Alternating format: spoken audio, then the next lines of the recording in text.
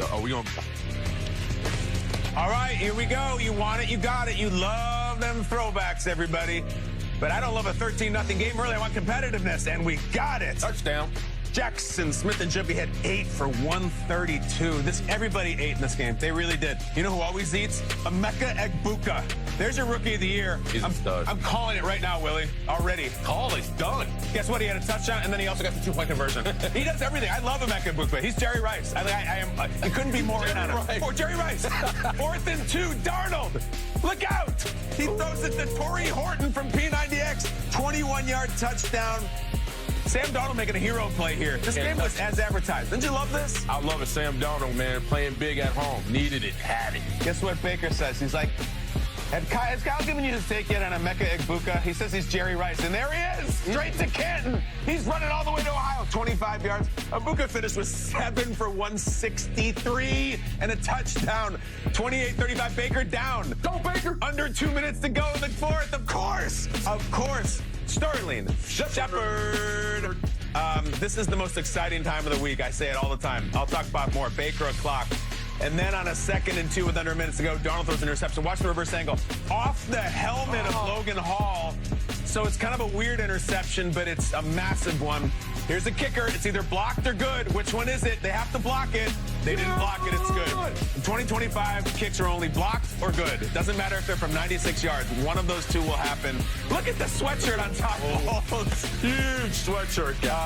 Guys, the Bucs are so exciting and so fun. And by the way, 4-1. Seahawks are a really good team. 3-2, though. They lose at home, 3-2. Meanwhile, Baker... I compared Egbuka to Jerry Rice. Yes. Listen to who the Bucs kicker is getting compared to. Okay. Chase McLaughlin was the one in the weather flu game out here, but had a perfect game. So this is flu game? Yeah, it's his flu game. It's not exactly Michael Jordan in stature, but we'll take it. How dare you, Baker? If you're going to do the flu game parallel, you got to commit fully. No, don't take that from him. Don't knock the man down a peg just because he doesn't match Jordan in stature. Nobody does. But if the moment applies, then make the parallel. Commit to it, right, Kyle? Baker cool as a cucumber in that game and at the press conference as well.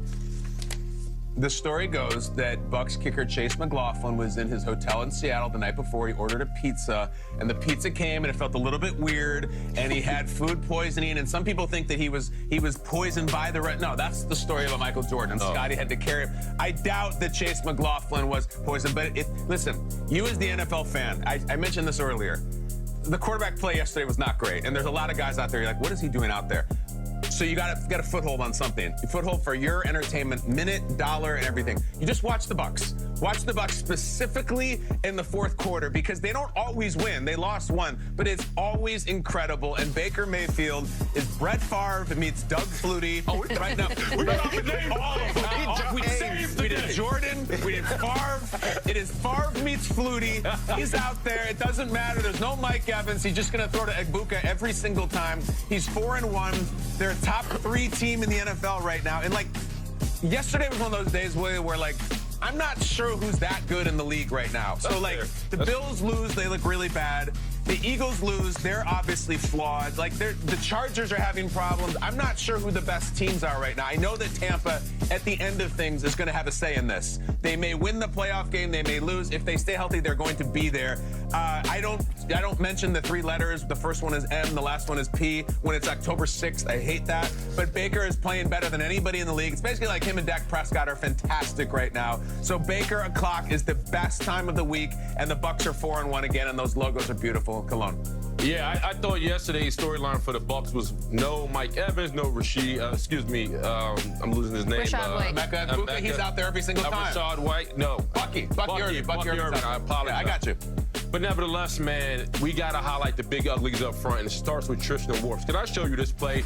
This is why you got to feed your offensive line, and you got to be nice to him. Look at Tristan Wirfs. 1, 2, touchdown, baby. Come on. The big fella anchored this offensive line. If you talk about clean up in aisle 2, did a hell of a job of really leading the way, man. It's crazy, man, because as much as you want to highlight Baker, and then great, he had an 87% completion rate. That's right. He was amazing. He was nickel and diamond all over the place. But the boys up front show it up, man. And when you talk about Rashid White and how he played in the screen game, when you talk about Emeka and how explosive he was, and you talk about Baker Mayfield sitting in the pocket, delivering time after time, and have this Seahawks defense that have any answers for this offense, it's solely because the boys up front met the challenge. They understood being on the road, playing against the 12th man, they had to be bigger than life, and they did. Tristan Wirfs, I've always been a fan of him, man, but yesterday, if you watch this kid in the red zone, the reason why they were so efficient in the red zone, the Bucs that is, because that offense line, Tristan Wirfs, they put their head down and they was digging and scrapping and fighting. So credit to the big uglies up front, man. They deserve a game ball too.